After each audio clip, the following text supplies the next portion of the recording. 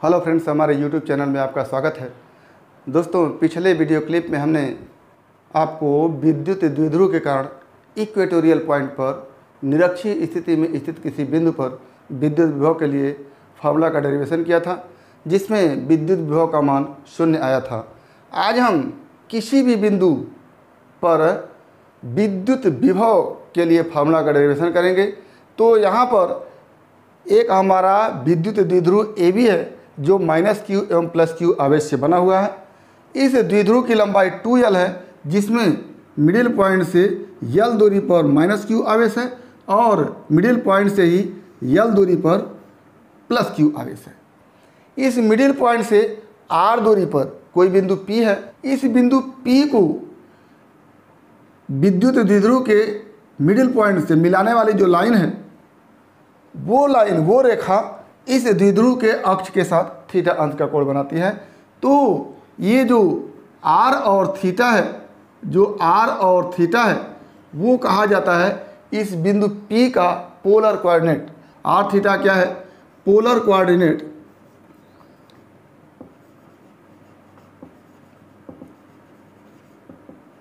Of point P, ये polar coordinate कहा जाता है। अब इस बिंदु P पर विद्युत विभव निकालने के लिए हम क्या करते हैं कि P को O से मिलाने वाली रेखा को हम आगे की तरफ बढ़ाते हैं, यानी लाइन OP को आगे की तरफ बढ़ाते हैं और इस लाइन OP पर A से अभिलंब डालते हैं AD और B से अभिलंब डालते हैं BC। तो ये जो एंगल होगा ADO 90 डिग्री होगा और ये एंगल BCO ये भी 90 डिग्री होगा।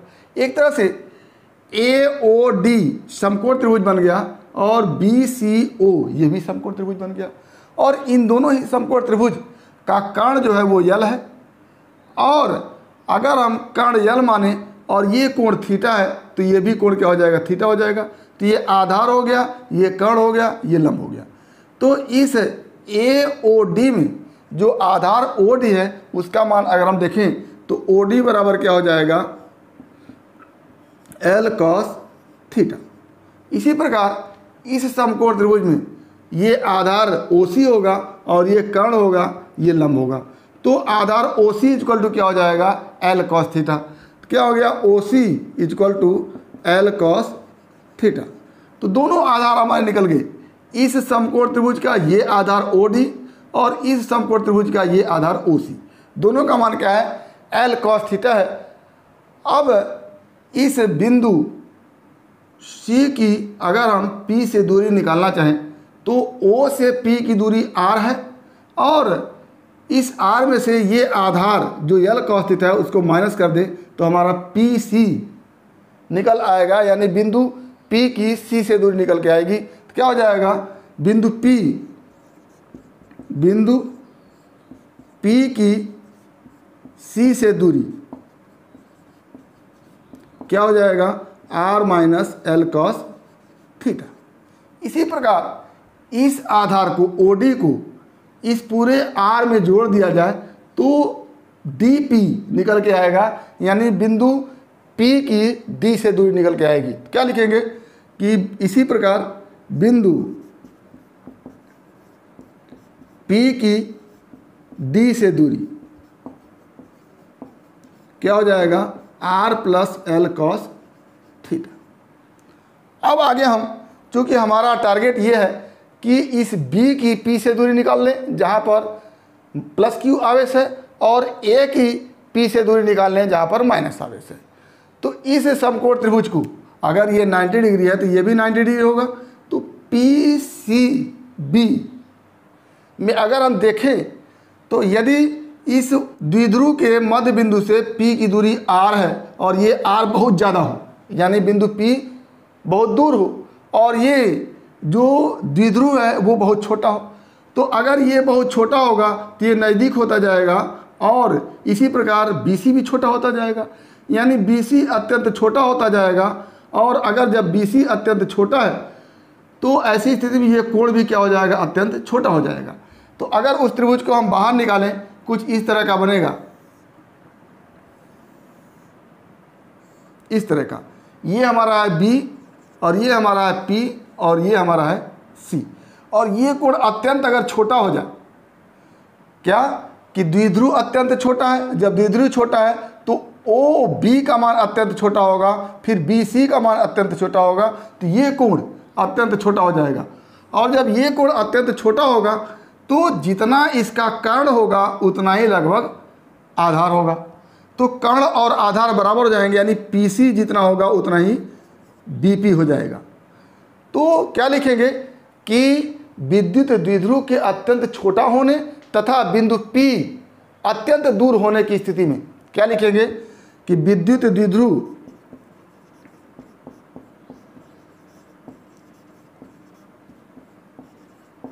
के अत्यंत छोटा होने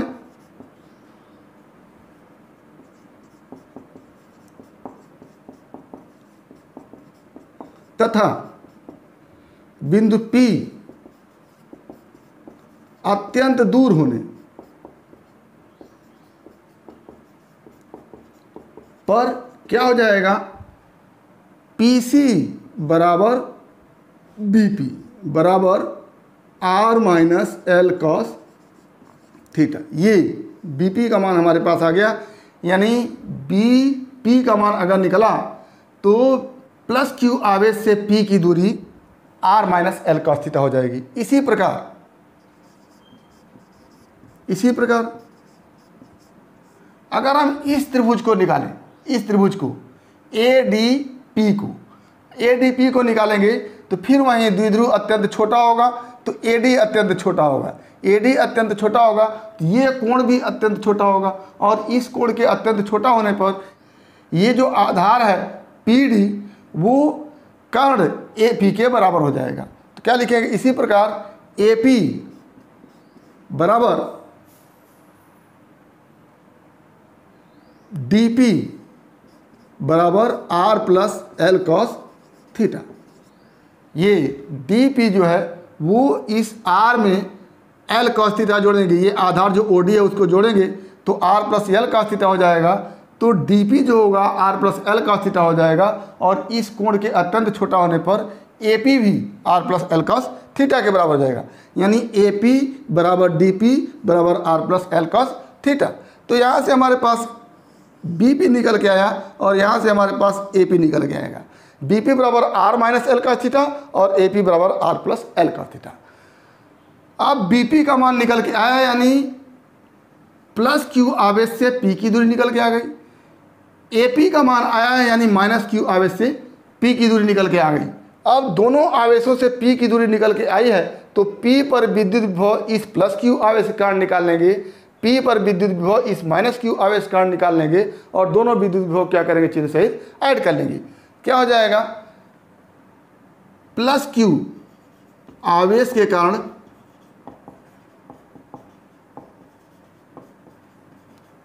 बिंदु P पर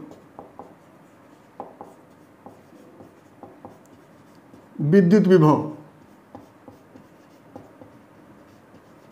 यदि हम इसको V1 लिखते हैं तो V1 इक्वल टू क्या हो जाएगा, फार्मूला आप लगाएंगे विद्युत विभव का पॉइंट आवेश के कारण विद्युत विभव का फार्मूला हम जानते हैं, क्या होता है 1/4 pi of epsilon 0 plus Q आवेश है तो Q अपान। अब आवेश से बिंदु की दूरी, तो आवेश से बिंदु की दूरी BP इक्वल टू क्या है, R minus L cos theta है। क्या हो जाएगा, R minus L cos theta. ये हो गया। इसी प्रकार माइनस Q आवेश के कारण बिंदु P पर विद्युत विभव क्या हो जाएगा, क्या हो गया, माइनस Q आवेश के कारण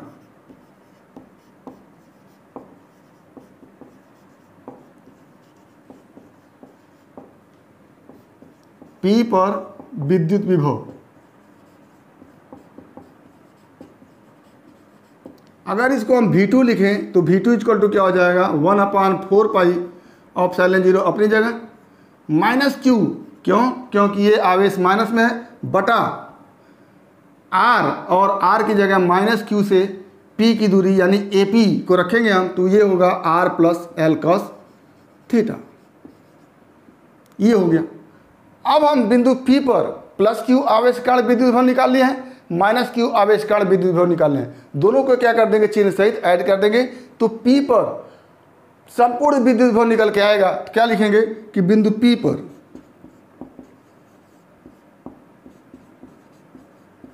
संपूर्ण विद्युत विभव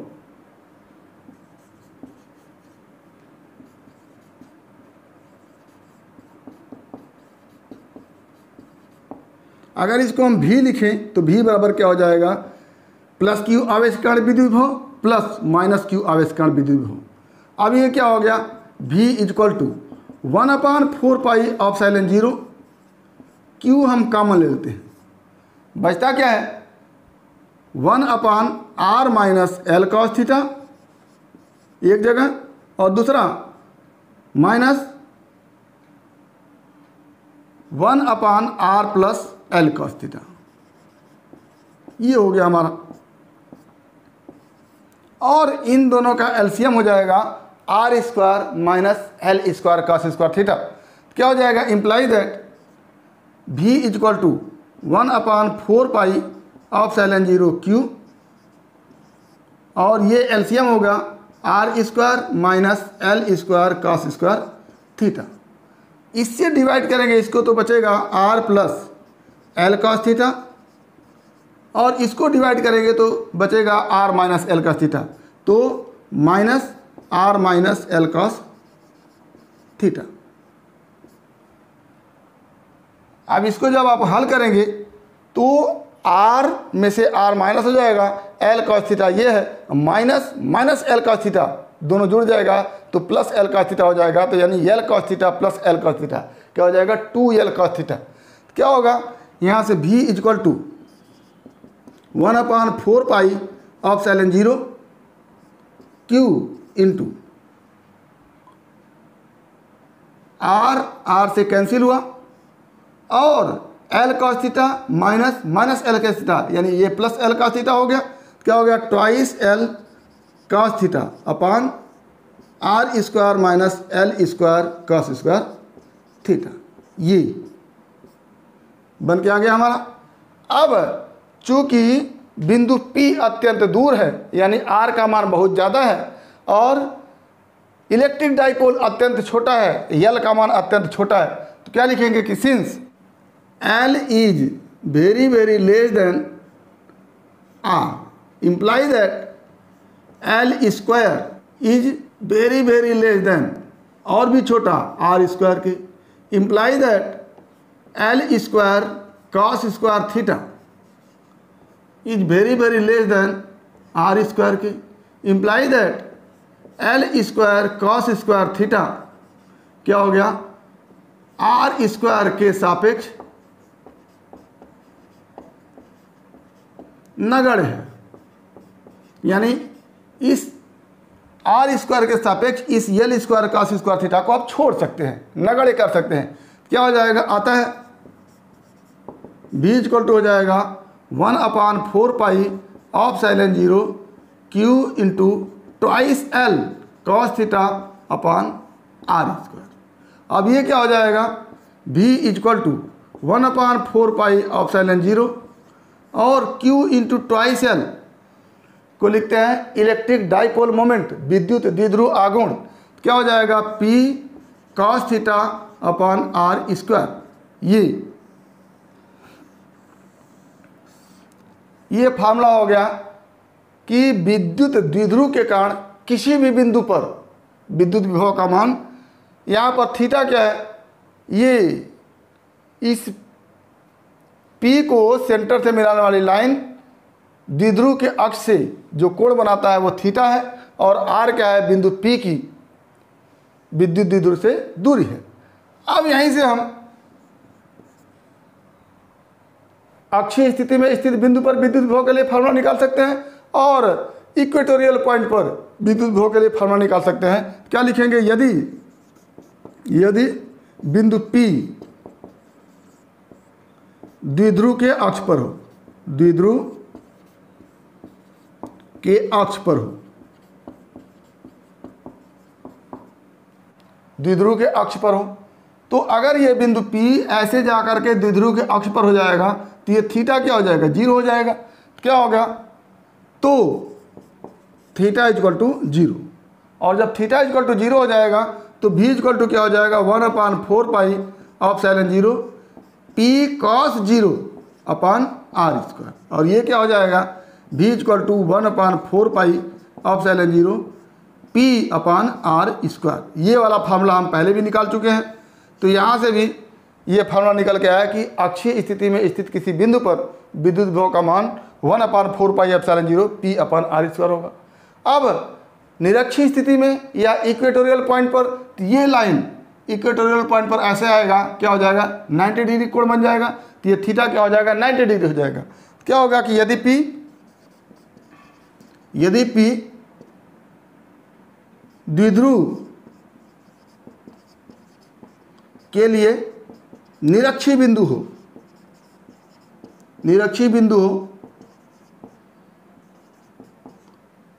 तो थीटा इक्वल टू क्या हो जाएगा 90 डिग्री। जब थीटा इक्वल टू 90 डिग्री होगा तो यहाँ पर cos 90 रखेंगे और cos 90 का मान क्या होता है 0 होता है।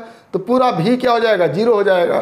तो भी इक्वल टू क्या हो गया 0 हो गया। ये यानी निरक्षीय स्थिति में स्थित बिंदु P के लिए विद्युत विभव 0 होगा और अक्षीय स्थिति में स्थित बिंदु P के लिए भी का मान 1/4 pi epsilon 0 P upon r square होगा।